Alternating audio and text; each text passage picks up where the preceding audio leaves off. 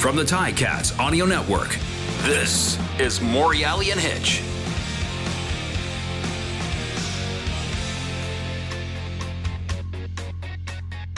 Listen, everybody, welcome to the Morreale and Hitch podcast. I'm Mike Morreale. That's Rob Hitchcock. We're back for another episode, and we've got a Ticat legend, a guy that when's the last time we spoke to this guy? I can hear his voice in the locker room. I can still hear it. I can hear it on the field. I can hear it in the locker room. I can hear it at the club. I can just hear it, and I love it, and I miss it. And this is the legendary Ronald Williams. Ronnie, what is going on? Nothing, brother. Just sitting here. Nothing. Show's over. Paying my dues. Paying my dues, brother. Paying my dues. Oh, we're gonna. I want to start off by just recognizing that you got where you are, and we'll get into where you're at right now. You got caught up in that storm. So how's everything going where you are? Like, give everybody a sense of where you're at, what the storm was like, what you're dealing with right now. Greenwood, South Carolina. We just had a bunch of power lines down from the trees, but we had 4 tornadoes going at the same time. Wow. So it's just bad. Now my mom and dad, they have power, thankfully. And then but people across the street from me have power, but it's been a week for me. Really? My son kicked me out. He said, "Daddy, you're too much." Shocking. And then we're just buying our time, right? I had to throw away so much meat. And you know my fat ass. I got meat for years. Oh man. So we lost a lot, but hey, we still got our health and we're okay. Well, there you go. You're always the optimist, my friend. Listen, we've been doing this now, Rob and I, for what, three some odd years, Rob? Maybe a little bit more. I don't even know. Yeah. We do no planning, no nothing. So just let's set the table now. There's nothing. We're just rolling with it. Well, we've had a lot of our buddies on this show, and the most recent one was our good friend Archie, because we haven't seen Archie forever, and that's your brother. Yes. And Arch told us a story, and we'll get into the story. I'll ask you that in a minute. Hold on. Yeah. Yeah, I don't want the wife hearing none of this. No. It's all good. Shut the windows. You're already prepared. I'm already screwed. I know it. Oh my God. Listen, let's talk about when you came to Hamilton, because your story is interesting. Because we had already been in the middle of the 1998 season. We had Archie at running back. We were rolling pretty good, and then all of a sudden, this new guy comes in. This new running back comes in, and from Winnipeg, a mile away. And tell us about what was that like. How did you get to the Ticats in 1998? Mike McCarthy. Ooh, tattoo. Mike McCarthy pulled off a deal. He pulled off a deal that I think they got me from Winnipeg for a box of pre-wrap and some tape. But it was. I'll be honest with you, it was the best thing that ever happened to my career. So I just hate. It was not like you bump Archie out of a spot, because that you can never bump somebody that great out of a spot. But it just shucks. Let's get us on the field at the same time, and we made it work, right? Yeah. He was very complimentary of the fact that you were the man and said, "Listen, you tell me what's going on here. Like, this is your spot. Like, I'm here. They brought me in to do a job, but I recognize this is your spot." And it actually, to his credit, it pushed him into a position that he was a baller. Like, it made our team better. You coming in, him just moving a couple feet over and becoming a receiver was a game changer. Was an absolute. Well, you guys. The year before in '97, you guys had a great defense. Yeah. It's just that you just didn't have the camaraderie on offense. You just didn't. There was no glue there. So we always said, especially on defense, Ronnie, when you came, I mean, we always played against you for a couple of years, right? So being a safety, I was okay not trying to hit you, which was kind of nice for a change. But so we when you came in for with Ron, we always say the big three came in, right? You know, Ronnie, Danny Mac, and Flutie, but you were part of that as well. So there is so many other factors that came in that year, and you know, like you said, in '97. We were a good football club. We just didn't have the glue. We didn't have those guys in the room when you showed up. Right. And we had, you know, Morreale and I and Greg and a bunch of the guys. We just didn't have – we had the makings of a good team. We didn't have the makings of a great team until you guys showed up. And when you guys showed up, rest is history for the last couple of years after that, right? Well, I know Lancaster's going to roll over in his grave when you hear me say this. He gave us great leadership, bro. Yeah. He just Didn't he? He did. Yeah. Get your ass in line or get gone. You know where that Niagara bus take you. Yeah. Yep. And he didn't have a problem using it. No. So I give him props for that. It wasn't like it wasn't like it was tough love. It was just real. It was just real. Ronnie was just a real dude. We talked about this on previous shows in the past, Ronnie, and what we loved about Ronnie and Don Southern is they told you flat out, like, if you're not good enough, or he would bring you or Mike or myself into the office and say, who's not fitting in the back room, and we're like, well, we're not going to rat anybody out, but you know, Ronald Williams. But yeah, right, and that's what made us so close, is because I think a lot of us got guys cut. Hey, right? Shit, that damn Lamar McGriggs. I know some guys wanted to kill him, but that's all right. That's my brother too. I love Lamar. You know what, Ronnie? You could appreciate this because you come from down south. You know, you come to the CFL. You spend a couple years in Winnipeg. You're getting your feet wet. You don't know what the CFL is growing up. You know, I'm assuming, like, you maybe know what. Technically, we did. There you go. And it's funny enough, Archie did too, because he was telling us they used to have games on ESPN or CBS. I can't remember what thing, but ABC. ABC. See, that was, and so they knew a lot of. Archie recognized the league, but when you walked into that locker room, I wasn't with you on all the teams you played on, and I don't know all the locker rooms, but the locker room we had was special. And you came in right kind of, in the middle of it being developed. What was that like to you when you walked into that locker room? Because that locker room had to be. No, and you come from so many shit. This is a podcast. Oh, you're good. You're okay. You're good. You're good. I came from some shitty locker rooms, bro. And I'm saying that is just the 96 in BC, just a bunch of individuals, right? Yeah. Winnipeg, just a bunch of individuals, no team. We developed a team. Yeah. We hung out with each other. Now, 98 was a little bit more special than 99 because 99 was all business. All business. We had our spirits broken in 98, but we knew what we had to do that following off season, and we blended together. That's rare. Yeah. That's rare. Most people, you don't find that. Not with, 42, 48 men?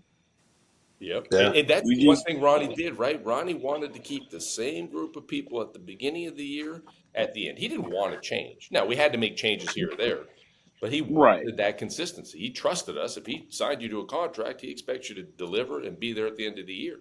And,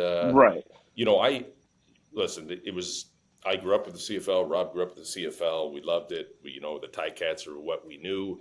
And, the first year that I came to Hamilton after a couple years of Toronto, it was like a gong show. We were like 2-16 and, all the stuff that happened in 97, but we had that core group and you could see like, man, if we just get over the hump and then bringing in the people we did allowed us to do that. But there was no black or white or young or old or American Canadian. Like I never felt any of that. No. And I felt that on other teams. I never felt any of that in our locker room. To this day. No. To this day. No, you just don't. It's hard to come by. Yeah. But you got to think about it now with this new era. We went out and we ate wings and drank beer. These guys get massages and drink smoothies. You know what I mean? That's not damn same. It's not the same. It's not the same. It did take us though. I remember that year when we had a lot of new guys in 98.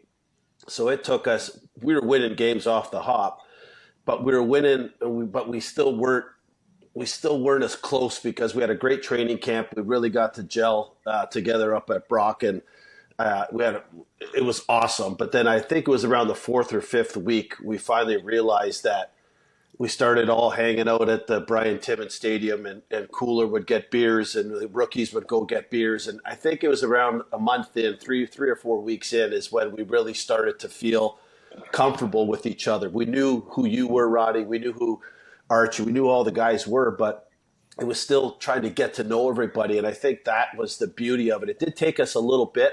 And once we figured out our tendencies, that was it. That was it.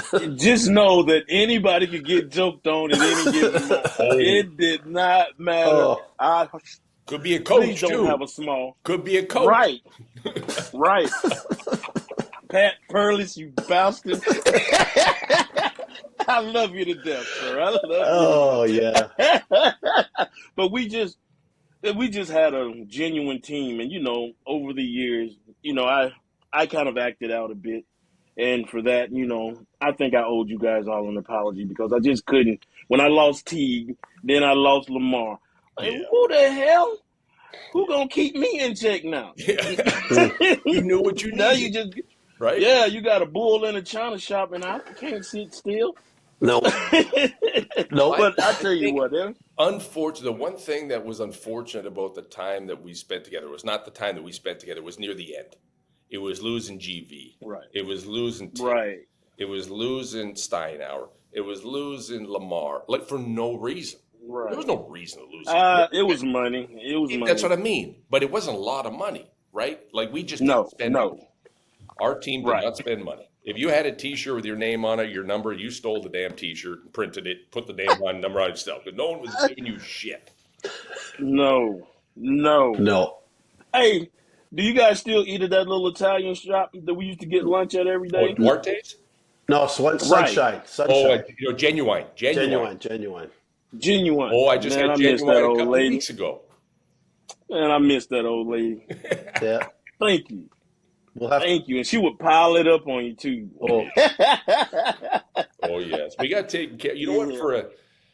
Now, like you said, they're drinking smoothies. They got all the bells and whistles. The locker rooms are amazing. They got these cold tubs, hot. We had zero of that. We had one hot tub that it was also a cold tub, which also filled up the Gatorade bottles. Like, it was a disaster. And G's hand stirred up the Gatorade. We all died. We all should be dead now. I think there's certain diseases we can't contract. wasn't that Shaggy? Wasn't that Shaggy? Immunity. We built up immunity. I thought Shaggy did that. Or was it No, there was a bunch. There was Billy or somebody like that. Billy Ray who stuck their arm in there. I never forget. I was like, at least get a boat oar. Just back. Oh my God! Walk back in that bathroom, and his whole arm was in there. Orange came up, orange, whole thing. And I went over to it like nothing happened. Oh. No, hey, life in the big city. No, but the thing that Hamilton just needs a winner or a proven fighter. If you show that you have a truly good team and you're willing to fight out there, the Hammer will embrace you. Absolutely. They'll get you if you're not playing. If you're not playing up, they'll get you. Man, I had this homeless guy I would give tickets to every game, and I think we went on like a 3-game slide. And he called me out so bad. I said, "You son of a, you will never get it." And I would give him like $40 so he could get a beer and a hot dog, right? So you can enjoy yourself. No, he let me have it. Like, did you sign me? I'm like, do I owe you something? But I get it. It's that raw mentality, and it's just you need a winner in the Hammer because it deserves it. Yeah, we got to break this drought because this sucks. Ooh, can you imagine how long it's like? Oh, of course we can imagine, but to think that we were the last guys, is it like at one point you're cool with it, but at some point it's like, okay, forget it. They need to win for God's sake. I do not want to die like Mercury Morris. No. Pass this torch on. But I tell you what, though, since they made the changes, not putting anybody's feet to the fire, but it looks like the defense is doing their job. Yeah, well, they've just I don't know if you followed if you've been following Ronnie, I think you are, but they've, that 4-game win streak that they're on is they got a shot, man. It's a slim shot, but they got a shot, which we're pretty happy about. Crossover, Yeah, though. there could be a crossover. It never happened ever, right? It's never happened before going over the West, but they're playing them in Winnipeg's going to be a big showdown this Friday, so should be fun. Right. Yeah. So what? Oh, they're playing in Winnipeg? No, here at home. Oh, home. They're home. Okay. Yeah, they're home. Okay. So, Ronnie, give us a taste of what you're doing now. Like, what happened after you stopped playing? What you're doing now? How's the family? What's going on? We were living in Edmonton up until 2 years ago. What? I was working. Yeah, I was working with Crossroads Group Home. I was mentoring and over recreation over there. It was myself and Mookie, I saw Daryl Mitchell. Mookie. I saw Mookie at a couple, with the basketball that I do, and he brought some kids out, but I didn't know you were with that too. Right, but then sometimes you can say something. You know me. I'm like licorice. Either you like it or you don't. Black licorice. I do too. I love black licorice. Black nibs. But it's just of course, and that was my wife. She started to see the strain on me because you take people's problems home with you, right? You don't like seeing kids in those kind of situations. So after 4 years, I let that go, and then I came back here, and I got a job in robotics of all things. What? Don't ask me how. You lied on the resume. No, I didn't. My resume reads football coach, mentor. It says nothing mechanical. Yeah, it says nothing mechanical, nothing engineering wise. Date of birth, and where you're from, and then your football coach. That's it, right? That's it. And you see all CFL football. That's it. Well, but I do nothing. That's why I'm gaining so much weight, man. You working from home? No, I go in. Okay. I wish I could work from home, but no, I don't, because that'll put me in the house with the wife. No, you need. She needs a break from you. Right. But I tell you what, I can't complain about anything. Even when I did have some downtimes, pick up and keep pushing, baby. Yeah. Pick up and keep pushing. I'm just glad I hadn't had to have any surgery. Yeah, the way you played, Ronnie. Ronnie was a downhill runner. Just I could already see that. You didn't take a play off. You were not afraid of contact, and I mean that helped us, right? That was a big our defense have always been good. Hamilton Ticat defense is right, but our offense, when you have a tough offense that'll hurt you, then that's the best compliment to a great defense. Yeah. See, our whole thing was don't turn the ball over. We knew you guys could do your job, Hitch. We weren't worried about y'all. But if we had one of those sputtering days, like how we used to have, especially against two match, I never understood why did we have such a problem against two match. Mm-hmm. Yeah. Yeah. Oh well, we got a ring. Yeah. The ring should have about 3. The ring is the thing. The ring is the thing. Damn it. Hey, you guys, we talk junk to old Scotty, but you know what? That kind of quirky stuff helped. Yeah, absolutely. He killed a lot of trees, but God, was that an extension for it? Right? He had a You're right. Yeah, right. I remember Lancaster telling me, we don't need all this shit. Why is it so complicated? I'm like, it's not complicated, coach. It's just a bunch of areas. You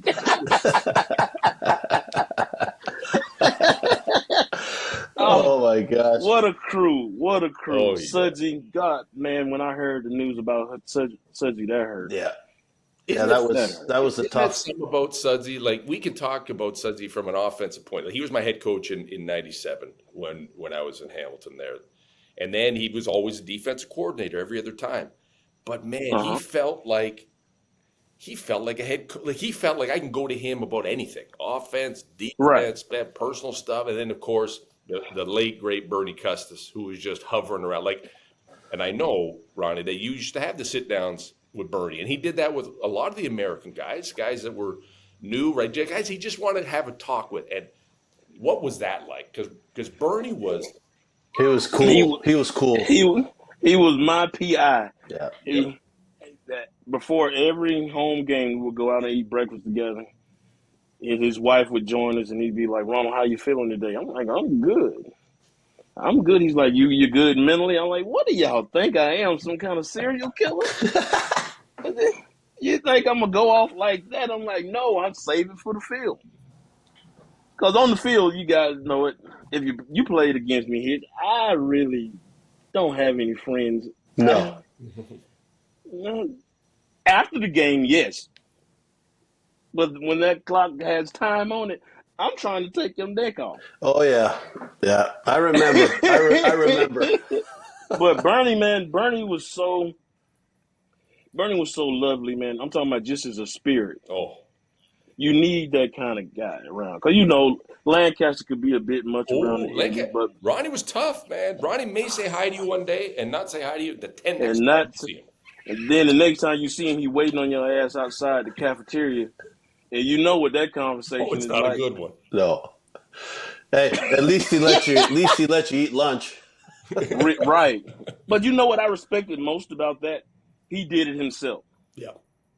He didn't send anybody else to cut you. Like he didn't let Mike McCarthy do it. He did it himself. Yeah. So you got to respect that. Even if you didn't like him, you got to respect it. 100%. 100%. And I think that was the most important thing about all our coaches. Like, there were some that came and gone that I'm not sure I liked, but boy, whether I liked them or not, I respected the hell out of these guys. Right. And you'll play for somebody when you respect them. Right. Like, see, me playing for Ryan Boat couldn't work. Right.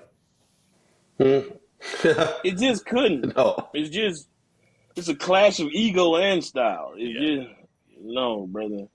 Yeah. Love him as a person. The trust factor that you believed in him, right? You have to believe in that too, and that's where going back to Sudsy for a minute and Hitch. I mean, Hitch and Sudsy were boys. I mean, that was daddy. Like that was daddy to Rob. Like that was legit. But he had that effect on me and you and everybody else. And it's funny, and not in like he was not a sensitive man.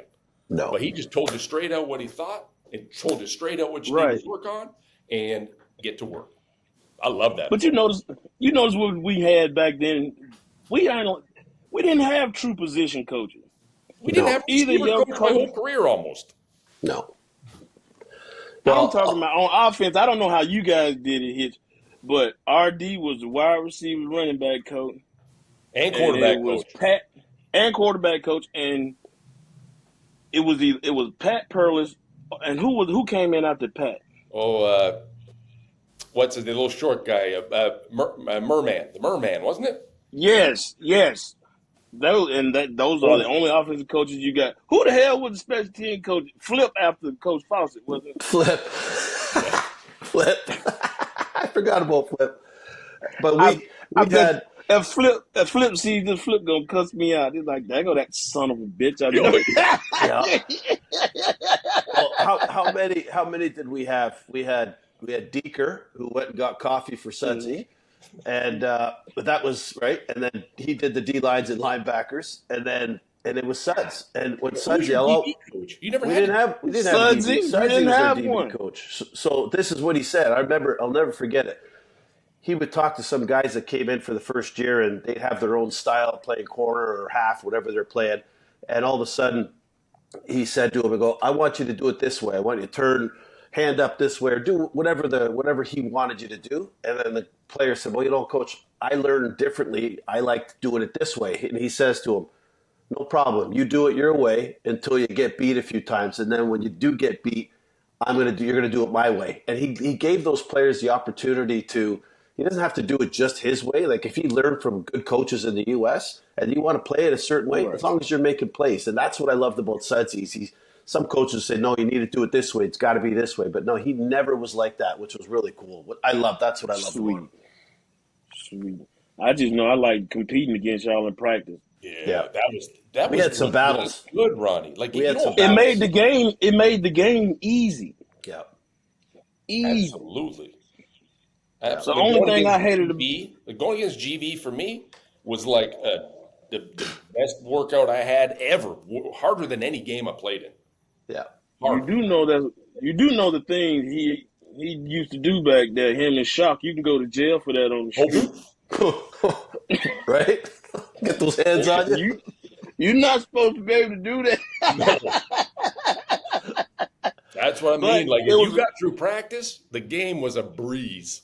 It was a breeze. Easy. The only place we ever had problems winning was in Calgary. Yeah. I don't know what it is about that miserable. I've never liked Calgary. No. I'm talking about just as a city. I'm talking about I've never liked it. And I think because I couldn't win then. Yeah, probably. We had their number when we needed it in 99. They got us in 98. But and we talked about this a lot, and you brought it up earlier, Ronnie. We knew in 99 we were winning the Grey Cup. Like, coming out of training camp. Like, I don't think – and we never spoke about it. No. We just knew. Once he put that, the replay of the video of last year, us losing, the kick going through the uprights, and he's, like, off to practice, like, there was no looking back. Zero. No, but what's understood doesn't have to be explained, right? Yeah. Mm-hmm. So we took it upon ourselves as men. There was no rah-rah call by the coaching staffs or anything else that off season. No. We just knew what we had to do. And we did it. And we did thankfully. Yeah, we should have 3, though. That's the only thing I'm pissed about. Yeah, don't get me started, man. That hurts. Hey, was it at Winnipeg on the 1 yard line? Oh, man, don't get me started. That was the end. That was the beginning of the end for me. Yeah. Yeah. Well, hey, you got Danny Mac. Didn't he try to rush it himself on the one? It wasn't his choice. He didn't want to do that. I know. Well, we don't have a 240-pound back that could have taken it. Jeez. And you don't have. You better not change that damn play. Yeah. Yeah. That still haunts me. That still haunts me. No, the one that gets me though is the reverse in the Winnipeg. In the God dang it, man. Yeah. That's what was the beginning of the end for me, Jack. No, it's true. It's true. Yeah. Because I had some choice words after that. I remember my dad coming in the locker room. Shut up, son. Just shut up. It just didn't. You don't know how this feels. It Right? didn't. It didn't add up. 24 It didn't add up. Then 24 Lamar years. had this little smirk on his face after the game. Son of a. You know when your big brother beats you back and you don't like it. Can you? And you never get a chance to get your lick back. Yes, sir. Yeah. Can you believe that was 24 years ago? 25 years ago, Stop yeah. it, man. 25 years. 2000, yeah, 25 years. Oh, yeah, you're talking 2000 for sure. Yeah, 2000. That was crazy. Yeah. You look good, Ronnie. You work it out? Huh? You work it out? Sure. What an asshole. You got the extra big one. Sure. Extra big Coke. Sure. Sure. I miss you. Oh, God, man. Even the ones that didn't say nothing, didn't say much. It was just there. I miss Jared. Yep. I miss Pronic. Pronic. That destroyed Arch and myself. It really did. Yeah. Well, Pronic It lived with really me, right? But in my house, it was me and Franco Rocca and Pronic, and Dan was such a good dude and worked his tail off. And yeah, that was a heartbreaker, man. That's family, right? So it's hard you don't forget those things. Say them names again. Franco Rocca, Dan Pronic, and myself, and then I think my cousin Jason was there too, Masadi, and he was that house. I should have burned it down after I was done with that house. That house needed to go to the ground. Boy, oh boy. Hey, Roca alone. good old days. Oh man. Oh boy. Awesome stuff. You remember when Franco was showering beside the shower and then he spit out of his water out of his mouth and he acted like he was peeing on you? Yeah. I hated that. Because you don't like to play those games. I just didn't know. No. Because I'm like, is you pissing on me for real? like, are you doing this for real? Seriously. And the water was warm, so how the hell did you keep water warm? Oh, my guy, man, my guy. And I actually missed going to Montreal. We used to eat with his mom regularly. Really? So, yeah, she would feed us on the road. Ooh.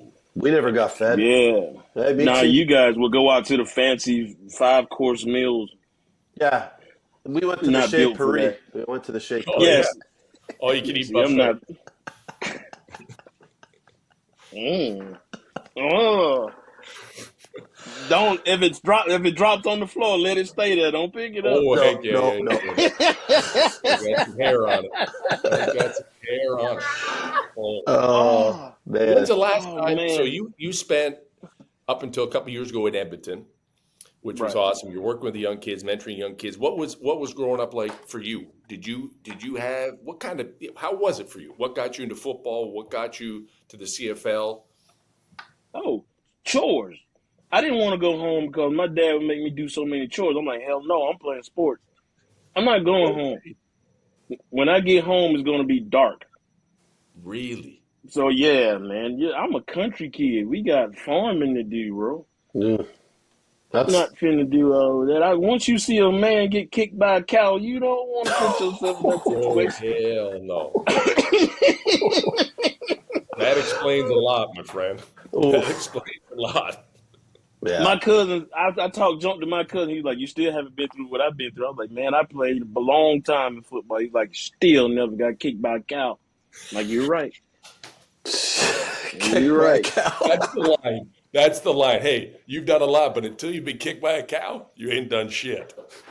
Nothing. I'm talking about nothing. And then you got the pigs you got to deal with. Those stanky little critters. Nah, they're good eating, dude, though. I'm going to play. I'm turning into one.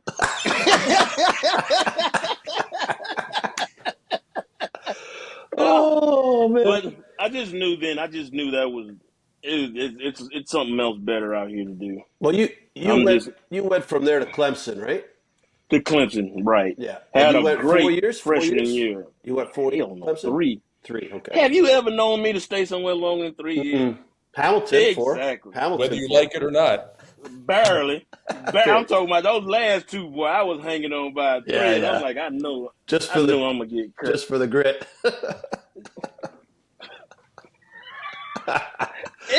Oh man. But yeah, just a country kid, man. And then Clemson was great. You know, I only had a year and a half of really good stats at Clemson. Then I tore my ACL. Yeah. And by the time I got to you guys, I had to reinvent my running style. That wasn't me. Yeah, that wasn't me at all. Really? I was a scat back like Archie. I never would have guessed. Because you were just downhill, up and down, high knee, right? Once the ACL go, you have to change up some things, man. Yeah. I'd love to see you in your Clemson days. I should go back and try and find some footage there because that would be run that old option, the old Hey, don't be talking about my VHS like that. I got some tapes in there right now, ready to go in one if I can find it. Oh man, I love it. So, but I saw some footage of you at right? Weber State. Mainly just Archie.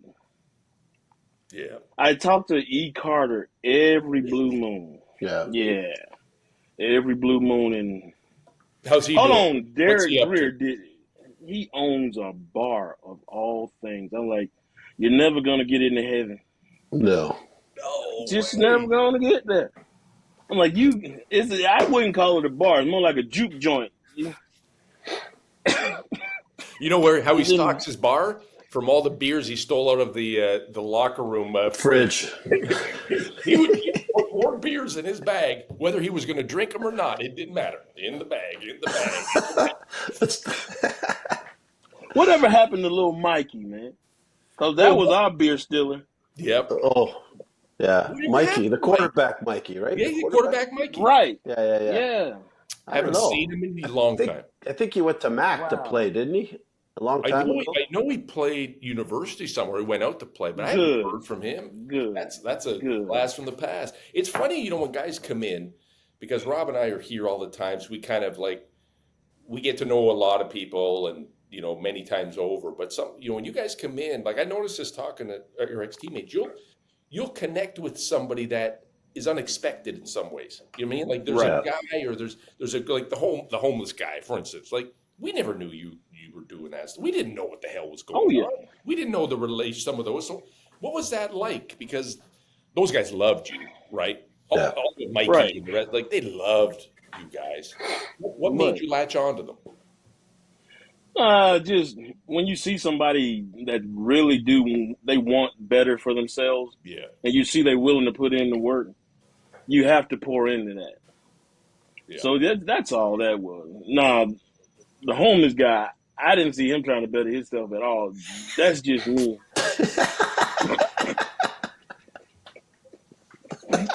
Enough said. That's just me doing community service, bro. That's just. He's the same guy that broke into my Mustang to take out 14 cents that was in my little side thing. He ripped off my roof of my car. You shouldn't have been driving a Mustang with your shirt off. That was the problem. That's true. That's true. Sweaty back on the seat. Sweaty back on the seat. Yeah. You know, Hitch, he had to let everybody know, eh? Bandana. Hey. If you got the body, you keep it going. Because I tell you right now, when I take mine off, it just flops. Nothing's. Only one part of my anatomy stands up anymore. Oh. The rest of. How about this one? That's a good thing. How about this one? Sudsy's grandson, who's the O coordinator for the Riders. No, that's Ronnie's. That's Ronnie's. Ronnie's right, grandson. the little kid that used to hang out with us. Yeah. Mark. He's the OC there, which is awesome. He got the look. Yeah, he got the Lancaster look. Yep. Doesn't he? He might as well keep the legacy going. Mm-hmm. Wasn't it funny with Ron? Because, again, we all know Ron wasn't this warm and fuzzy guy. And he'd have his grandson beside him during the games. I mean, I never saw any sort of, like, affection. Like, I never saw him putting his arm around him, giving him a hug and a kiss. But they were, like, connected. Yeah. Right. Mark was connected to Ron, and Ron knew that he had to show this kid what it's all about. And it wasn't about the hugs and the kisses. It was about going to work. He played well, too. He played quarterback at out west. Yes. He was good. Yes. Oh, I kept up with him. But, that's that old school love. Yeah. You can't do that now. No. Because I wouldn't want to do that. Yeah. My dad would give me one of these and send me on my way. I'm like, damn it, that hurt. Yeah. You can just tell me you love me. You can. Yeah. Ain't that the but truth? I'm different with my son. I tell my son I love him on the regular. Yeah. We hug and we do all of that. Now, me and my dad, if we hug, somebody's sick. Crazy, eh? Oh, man, it's true. Like, but I it's remember my dad. Different in era. My dad was never been not that he was never loving, but he was never a lovey, huggy, touchy, this type stuff. He didn't say much. But I remember one day when I got cut from BC, when I first got drafted, and he met me, picked me up at the airport, and he goes, son, let's go grab a drink. And that was the first time, like, we ever connected, like, at that level. Like, where I felt like, oh, like, okay, like, this is something. Now I'm enter into his world, right? He was always my dad. Now he's like, okay, let's go. Let's talk about it. And I'll never forget that day. But now, like, with my kids, I tell them countless times. It's just different. I don't know. Maybe we grew up different. Maybe we learned from it. Maybe we I don't know what it was, but I noticed that. The different era over the years. You know what I mean? Back then, dad responsibility was you got clothes, you got lights, you got food. Yep. That's how I show you I love you. Yeah. Now you actually have to. Yeah. Now you actually have to show these smoothie drinkers you love them. You got. Crazy. I wonder what would happen if we take a case of beer in the locker room. I bet you it'd still be there. People would scatter. They wouldn't know what to do. They'd scatter. God, it would be 0% alcohol in it. But Where they make that at? Where do they make that? But I think, to your point, when you look back at our team and what made us family was the fact we didn't have 16 coaches. We had to take care of each other. We had no choice but to take care of each other because no one else, and not that our coaches weren't, but they were limited to what they could do. RD had to coach 4 positions, so we ended up doing it ourselves. Yeah, right? yeah. Our strength coach was Dave Hack. Exactly. I would never go into that thing again. Did you see all the rust? You remember all the rust on those plates? Yeah. And that bar did not weigh 45 pounds. No. You kiss my ass for that. Oh, man. Yeah, they got that from Burlington Steel, man. Man. You can get an infection working out. Seriously. That was nasty. Yeah, but it just, think about it. You guys were able to get jobs. You guys had an entire life outside of football. Yeah. Which is, I think they should do for some of the American guys, just give them an open work permit. And those that want to stay, even though I will say this, the Canadian talent has improved so much. Yeah, very much. And shit, but I just think you can just make it one conglomerate because everybody can't make the NFL. Yeah. It's just not enough places for you to go. Yeah. And CFL, you have enough trust as a Canadian player. You have to have enough trust in your talent that you're going to play regardless of a race. Right. You have to. Right. And I understand why it's done that way, and I understand, but I also believe that the talent has improved to such a level that the best are going to play anyways. They're going to play. Right. And that's exactly how I see it. That for me was a big change because I was so, nostalgic about the CFL and maintaining the rules. And now I'm at the point where I'm like, no, these kids are good enough. Let them stand on their own 2 feet. They can do it. They can do it. I trust in the coaching's improved, the play, the talent has improved, the Canadian level. I mean, there's tons of Canadians now littering the NFL, more than there's ever been.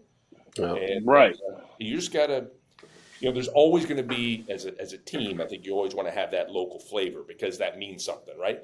But not because they're local, because they happen to be local, but they're damn good players. Mm-hmm. Like that is most important, Well, you guys had all of that covered, though. Well, we were lucky. So we weren't worried about that. Yeah, we had some good Canadians. We had some good, and you didn't know, there was no delineation. Nobody cared, right? No. Right. We just went out and played. And I know sometimes it played into who plays, who doesn't play, who starts, who doesn't. A guy like Tony Akins had to watch a lot because the ratio, was working against him. But when he played and went off for 244 yards in one game, he's going to play. He's still, in my book, he has the greatest CFL debut of all time. I've never seen anything like that. Nope. Yeah. And think about it. I had 3 touchdowns that game. Really? You did too? So what do you have, 4 touchdowns, 250 yards receiving or something like that? Man, it was nasty. It was nasty. Who was it against? As against Edmonton or Saskatchewan? Winnipeg. Hitch, I need you to come down here so we can get your memory right. I got something for you. I know you do. Your short-term memory won't be worth a darn. But your long-term memory is going to be right on point. I'll never forget when you said, Morreale, I'll never forget when you said that Hitch's honorary, you said, Ronnie said it'll be legal. I told y'all. Yeah. I told y'all. I love it. It's too much money to be made. Yep. Oh, hell yeah. Oh, hell yeah. When's the last time you were up here, Roddy? 2 years ago when my mother-in-law passed away. Really? In Hamilton. Mm-hmm. Oh, in Hamilton when we all went. Yeah. We had the reunion and so that was ceremony. That was the last time. It was what? 2012. 4 years ago already? Yeah. How about yours, Rob? That was 2019. It was before 2019, yeah. That was 19, right, because they kept playing 1999. Hey, next time, tell them don't play that shit. You tell them. All right. Not my place. Not my place. Oh man. Well, this is awesome. But man. it was. I'm coming to the next one. I just couldn't. The way things are going now, I couldn't. There was no way I could get away. Yeah. Because I'm still trying to get my wife's immigration stuff right, and this is because she's Canadian, right? You moved right, to South Carolina, right. Gotcha. But she had a green card. It's just that I guess we stayed in Edmonton too long. We didn't come back to the States often enough. Yeah. So they took it. Now we got to start the process all over again. It's just a money grab. Yeah, that's it. Damn government. When they all realize we're all illegal immigrants and we're not native, we're all illegal. We're looking But forward it's we're gonna look forward to see you again, man. Been too long, man. Been too long. Definitely, brothers. It's great talking to you guys.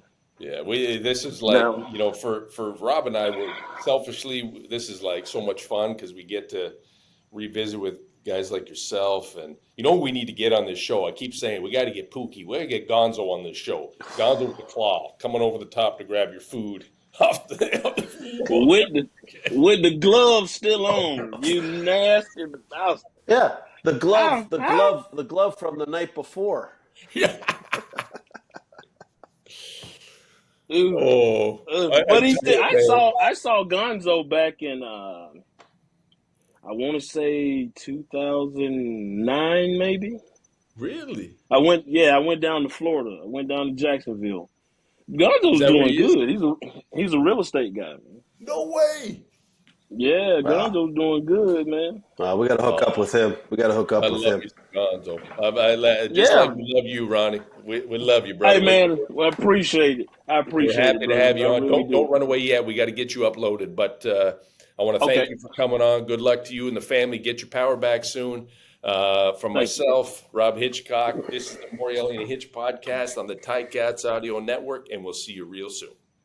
That's another episode of Morreale and Hitch on the Ticats Audio Network. Have a question or a comment for them? Email us at manh@ticats.ca. That's MANDH@ticats.ca.